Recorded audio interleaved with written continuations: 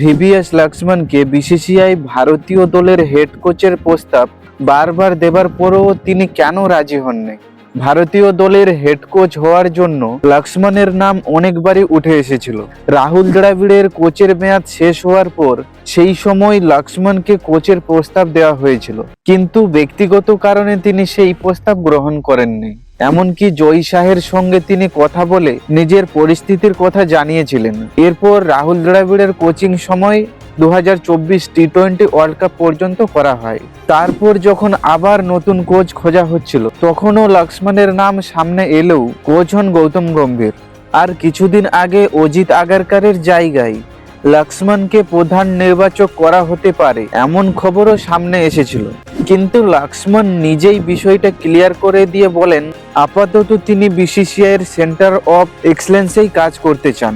তিনি এখনই প্রধান কোচ বা প্রধান নির্বাচকের দায়িত্ব নিতে চাইছেন না। তিনি সেন্টার অফ এক্সেলেন্সে থেকে সেখানে ভালো কাঠামো তৈরি করা, প্রতিটি বিভাগে কাজের নিয়ম ঠিক করা, এমনকি ভারতীয় ক্রিকেটের জন্য একটা বিশ্বমানের ব্যবস্থা তৈরি করাই তার লক্ষ্য।